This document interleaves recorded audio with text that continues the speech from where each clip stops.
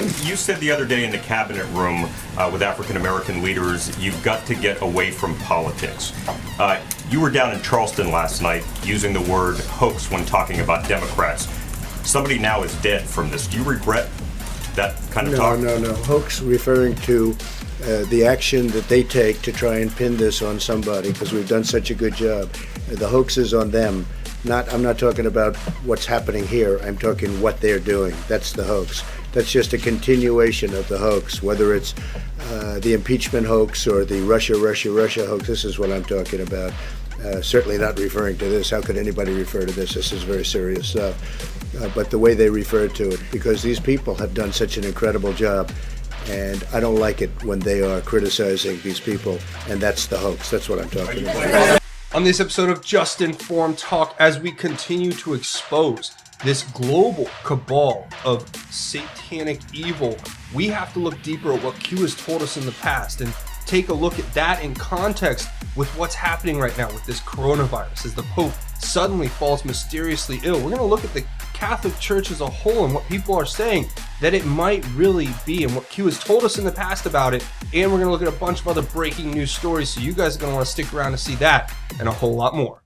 Hi, my name's Craig. Welcome to another episode of Just Informed Talk. You guys know the drill. I say thank you. If you've hit that subscribe button, if you haven't, please come here to the landing page, click the big red subscribe button, make sure you hit the bell for notifications so you get notified as soon as these videos get posted, and make sure you hit all after you hit the bell so that you get notified as soon as all of these videos get posted. Today, we're obviously picking up where we left off. We left off at Q post 3890, and we are still in a holding pattern waiting for new Q posts. But that doesn't mean that the stories are going to stop coming in. As we come into this major, what they are calling pandemic with the coronavirus, is globally we're seeing these infections go on huge scales in countries like South Korea, China, Iran, Italy, and so on. There's many more where the virus has been actually spotted.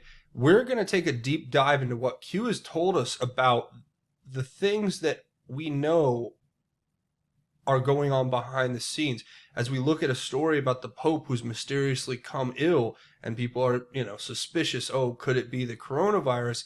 You have to ask yourself, what is the Catholic Church?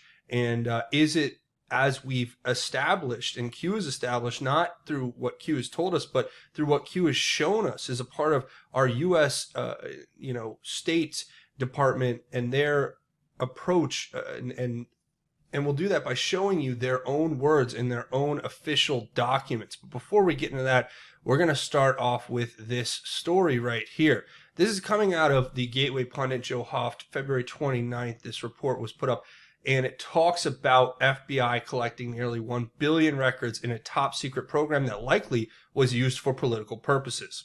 And what if I told you that we've been covering this story for, almost a year now, it feels like, since all the way back we started reporting on this connection to a top secret super surveillance program that was used and weaponized by the Obama administration.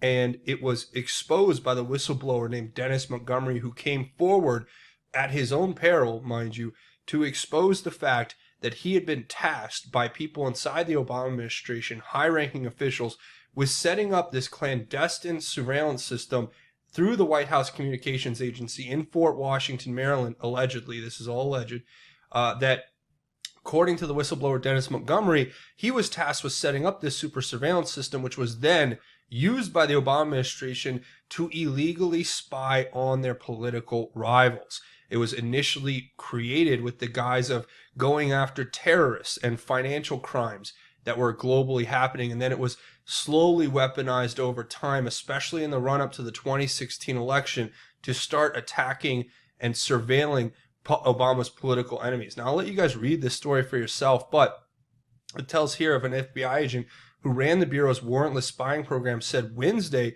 that he warned the ex-director James Comey and his deputy Andrew McCabe that the program was a useless waste of taxpayer money that needlessly infringed on Americans' civil liberties, but his bosses refused to take action.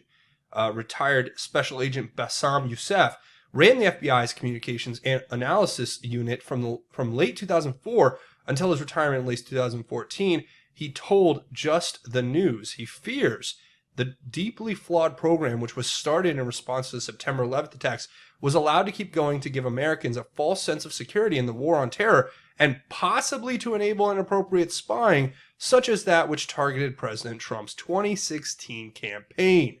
Here he says,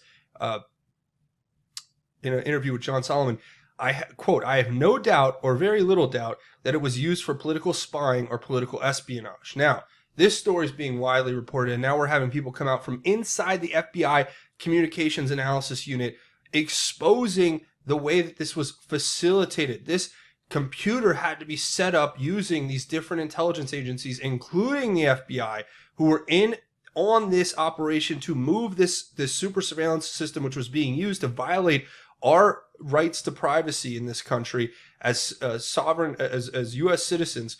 And that was just the tip of the iceberg. It goes so much deeper, because imagine what a system, if they're willing to abuse that for political purposes, imagine how they could use a system like that to enrich themselves, to use it to spy on people, to make, any kind of deal happen. You could use it for corporate espionage. You could help one company over another. You could pick winners and losers in the stock market based on information that you could obtain from bank records. I mean, you could pretty much do things in such a corrupt way, if it's already being corrupted by this, that it's unimaginable how the American people have been kept in the dark about this for so long, other than to say that a lot of people continue to use this national security clause to avoid getting a lot of this information out to the public, right? A lot of people in these departments, State Department, DOJ, FBI, they have claimed and protected this information under the national security clauses that exist within our government. So this is something that we, the American people, I believe, have a right to know. I believe that if this was as broad and expansive as it seems it was, according to these whistleblowers such as Dennis Montgomery and others who have come forward, then we don't even know the extent of it, right? Because if people like Comey allowed this to happen, and Mueller before him, and then they're the ones investigating Hillary Clinton, and we know Nate Kane, the whistleblower who Q just pointed us to, has just come forward and exposed the fact that the FBI knew the Clinton Foundation and the Uranium One deal. There was a lot of corruption going on there, a lot of pay for play, plus the special access program information that may or may not have been given or sold to the Chinese Communist Party and other foreign nationals. This is so big, but nobody wants to talk about it, right? Nobody wants to talk about it. It just pops up here, and nothing to see here. Move along, as they say.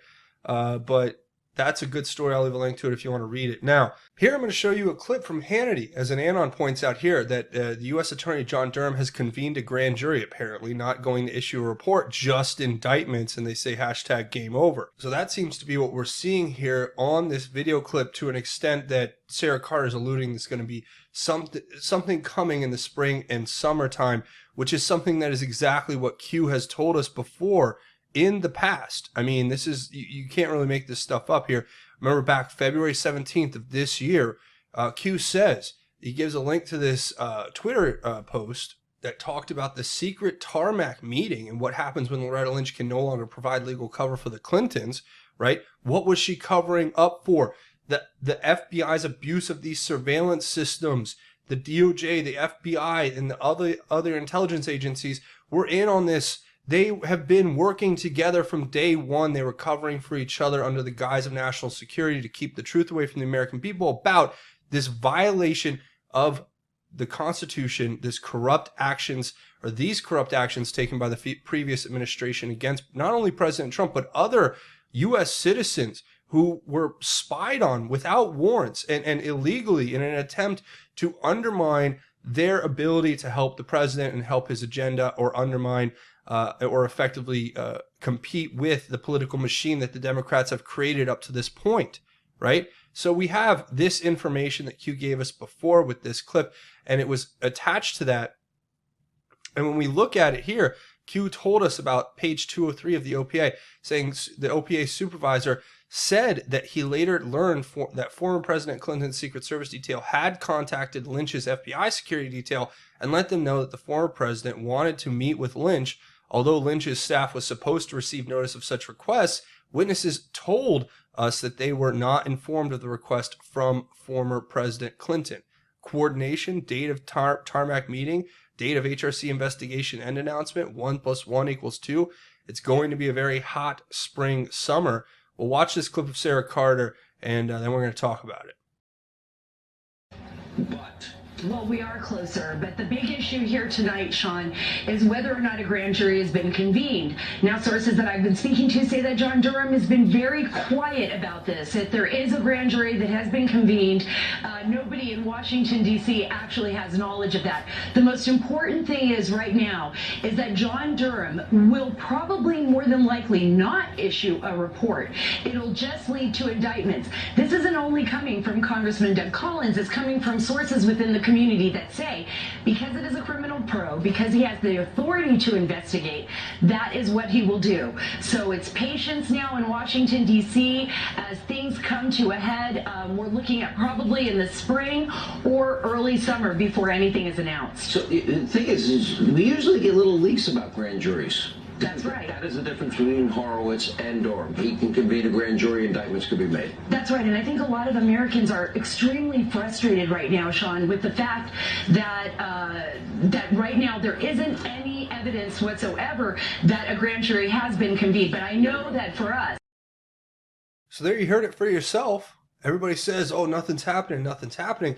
But apparently John Durham's investigation is most likely now, according to Sarah Carter and her sources, going to be ending with indictments. And it won't just be a report.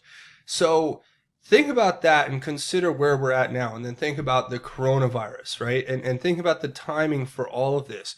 I think that there's a very specific reason why things happen the way they do. And we're going to dive into that right now. First, we're going to start by looking back at what Q has told us about the death blossom that was coming, right?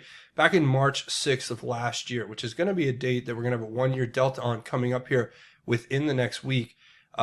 It talks about this NewYorkPost.com article that says Trump threatens to declassify devastating docs about Democrats. This is from November 28th of 2018. Now, think about this. We know that President Trump has all the information. We know he can declassify it whenever he wants. We know that he's being advised by certain people that he shouldn't because of national security, but he is also being advised by people who really matter, I think, more to approach this as an issue that needs to get to the American people, but has to be transferred responsibly, and that we have to, like Q has said in the past, if we go and arrest 70% of Congress tomorrow, hypothetically, let's say a lot of them either were corrupt or they were forced to be corrupt or whatever the situation is. First of all, that's a terrible national security threat because that makes us weak. And the weaker we look globally, the more likely we are to have other countries want to come after us. And I don't know, I'm not saying that's what this coronavirus is, but I would say this, that we need to be very cognizant, I should say, of what is happening in the world now, what President Trump's doing, what's coming to a head right now. Look at the countries that are affected the most severely by this: Iran, China, Italy. These are countries that have been strategic allies against the United States. Italy's moved a major portion of its manufacturing industry into either China or has brought Chinese nationals over to work in their country, manufacturing out of Italy. You have Iran, another country that's been working very closely to develop all types of different strategic military and otherwise ties with the Chinese Communist government. You have the Chinese government itself, who has basically gone to the full ends as far as trying to stop the spread of this virus. But then also we've had theories out there that it would be a perfect opportunity for any one of these regimes, Iran, Italy, China, and other ones there, to go and use this as an excuse to go after their own citizens. I mean, never let a tragedy go to waste type thinking. But the death blossom was a reference to a move, I guess, where a soldier starts firing in every direction because they understand that they're about to go down. And when this information comes out, is that the death blossom that we're seeing there? They'd rather burn everything down. Would they rather burn everything down than be held accountable for their crimes? And I've said this in the past. I really believe that they would rather destroy this country and destroy anything they had to, really, to avoid being exposed as the criminals they are for their corrupt actions and treason against this country in some cases. But that's just my opinion. Don't take my word for it. Look at what we're seeing. First U.S. death now confirmed in the United States. We have travel restrictions announced affecting Iran, Italy, and South Korea in response to the coronavirus. We've actually seen today another press conference with President Trump, pushing it up to another level, saying that we're going to start restricting travel even further to these countries that have been affected. And as we go a little bit deeper in all this, like I said before, we have to start with a major story, I think, with the Pope coming down with his third day of illness from this mysterious illness that they don't even want to tell us what it is. At first, it seemed like it was a common cold, but the timing couldn't be more ominous given what is happening globally, like I pointed out here, with this major spread of the coronavirus. And, a lot of people are saying a few things. I'm not a doctor, so this isn't medical advice. I'm just telling you what people are saying. A lot of people are saying it's nothing to be worried about. It's like getting the flu. Other people are saying it's the end of the world. It's the worst virus ever, and it's got a high mortality rate. The only thing I do know is that the media has done everything they can to use this as a way to attack President Trump for his mishandling of this situation, in their opinion, right? Their opinion is that President Trump has botched this situation so badly that apparently the whole world is going to end, so we have to blame him. But we knew this was coming too, right? I think one of the Anons points out something very cleverly here, saying every election year has a disease. SARS in 2004, avian flu 2008, swine flu 2010, MERS 2012, Ebola 2014, Zika 2016, Ebola 2018, Corona 2020. Is it all a coincidence? I don't know. Is it a coincidence that every time a major election year comes up, we have these outbreaks that are global and they seem to be pandemics? Do you think that that there's a science to how you can use the politics of fear to manipulate the masses? I don't know. I'm leaving that for you guys to tell me about. But if we look at what Q has told us about the Pope, this is where I wanted to start, because I thought this was very interesting. It ties back into Italy and what I'm going to show you here about what certain people are saying. I told you guys to watch that War Castles documentary in the last video that we talked about capturing the flag. Well, they also talk about the 3 city-states and the idea that there are these 3 sovereigns that exist outside of the global realm of international law and all of that stuff. And what I'm talking about is Washington, D.C., London, and the Vatican City, because these 3 cities are international banker strongholds where they're basically living without any accountability. And we're going to talk about what Q tells us about that, starting with Vatican City right here. That's where we'll start kind of looking deeper into this.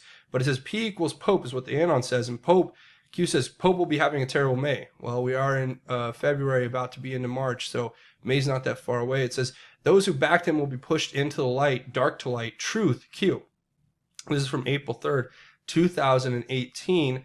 And then it puts this up here. This was from May 17th, 2018. Q gave us this picture of an owl, right? We know what that represents. It says guardian of the Pope, personal Q. Interesting. Then the next one here is an older Q post where Q points us to this article which talks about priests molesting more than 1,000 children in Pennsylvania. And it says, House of God, only the beginning. Those who you are taught to trust the most. Expect many, many, many similar reports to surface from around the world. It goes a lot deeper, connected. The choice will be yours, Q. Then you see Q make this fascinating insight into the relationship between the United States and Vatican City through the Holy See, the Pope, right? And it says here, and this is a document that Q gave us. This is an actual official document, the U.S. relations with the Holy See. Now, in this, Q wants us to look at a very important part of this document, right? Where it says, the Holy See is a universal government of the Catholic Church and operates from Vatican City State, a sovereign independent territory. That's what Q is pointing us to look at here, saying a sovereign independent U.S. Territory. The Pope is the ruler of both Vatican City State and the Holy See. The Holy See, as the supreme body of the government of the Catholic Church, is a sovereign juridical entity under international law. Now think about that. How many people are Catholics? How many is there? I think it's over 1 billion or 2 billion, something like that, people in the world, right, are of the Catholic faith. or yeah, probably like a little over $1 billion, billion and a half, billion point, 1.2 billion, I think. This is a major, not just a religion. This is a universal government. Think about what that means. Now watch this clip from the War Castles documentary I told you guys to watch before, and look at how they talk about the Catholic Church and what its true intent might be, its true power, where its true power lies. The Vatican itself, when we looked at the Vatican, this place was just the esotericism there, the esoteric symbolism behind this entire warfare platform was all over it. I mean, this thing just reeked of esoteric knowledge. It was just, the symbols were everywhere. Now, when you look down at the Vatican, you see a keyhole and a phallus, and of course the timelines and the shipping lanes coming off there, and the keyholes that lead to those, the doorways that lead from those timelines and shipping lanes from the phallus, from the center of the keyhole there, or the womb, the female womb. And if you look around it, you'll see a bunch of men, statues, just statues of a bunch of guys all around this keyhole. And what they are doing is, this is an orgy. And I can't emphasize that enough, what that means. They're waiting for their turn to be the next pope so they can be in charge of what they're in charge of. And when we looked at what they were laying claim to being in charge of, when you look at the Vatican, was time. That warfare platform was a location on planet Earth to capture time. And it was demonstrated by the gargoyles that were there holding the sands of time horizontally to stop the sands from flowing up and down, and they therefore had captured time with the Gregorian calendar. Now with the Gregorian calendar, they tell you what day Monday is, what day Tuesday is, what day Wednesday is. And that is the calendar all the stock markets on planet Earth use to pay out to. All shipping and commerce moves by that calendar. So these guys, we found out, have nothing to do with Jesus Christ. They have nothing to do with God. They literally watch the movement and shipment of all commerce. And they say, or they claim, that they have been given, they have heavenly authorizations to be in command and control of those shipping lanes and those timelines, to watch the shipment and movement of all commerce. Now take that context that you just saw in that video, right, where I told you guys to go watch it. It gives this really interesting and in some parts just almost unbelievable theory about these city-states and how they're sovereign, and they're these global governing centers that are used to control other countries, and how the United States has been through these 3 major bankruptcies. It's a really important documentary. It's about an hour long. I'll leave a link to the full thing below, but think about that clip I just showed you, and think about what Q's saying here. Wealth, power, sanctuary against criminal prosecution, recipe for. So where are these global cabals based out of? Are they based out of these 3 sovereign cities, and is draining the swamp like President Trump doing, trying to remove this entrenched cabal from this sovereign city of Washington, D.C.? And is that what's pushing forward things like Brexit? And is that what's happening here in the Vatican City with the Pope? I don't know. I'm asking you guys this question. But I will say this, that if you look at some of the stuff that they're printing right now, you know, Politico and all the other mainstream fake news outlets, Politico maybe not as much, but you know, certainly part of it, saying Trump backers see a coronavirus conspiracy, right? And this is all based off of this article here that talks about how Rod Rosenstein's sister was the one who put that statement out from the CDC that kind of contradicted President Trump's administration, basically having somebody at the CDC come out and say, yeah, it's going to be a global, it's going to be across the nation, it's unavoidable. I mean, these are the things, the kind of statements that cause panic, I think, and that's something that's really interesting, that the sister of Rod Rosenstein is the one delivering these remarks. But I only know that as far as what Wikipedia says, so take it with a grain of salt, but it says that this Dr. Nancy Messonnier is the director for National Center for Immunization and Respiratory Diseases and the Center at the Center for Disease Control, and she's the sister of Rod Rosenstein. So regardless of what you think, you know, I think that it's almost like the never let a tragedy go to waste. I don't know the exact, you know, origins of this coronavirus, but I do know that the media has taken this and used it every single day since it's become a major news story to go after President Trump and to undermine the safety of this country as a whole, right, by trying to incite panic over these issues that obviously are or that necessitate us to approach them with a calm and rational approach of just, you know, following the standard protocols that we've learned about washing our hands and not spreading contagion. If you don't feel well, stay home from work or school and kind of quarantine yourself. I mean, we can handle this if we don't allow these panic pushers from the mainstream fake news and their cohorts inside of the deep state cabal swamp to, you know, push this panic forward to affect the stock market and cause global panic. So I just thought that was an interesting take on it all.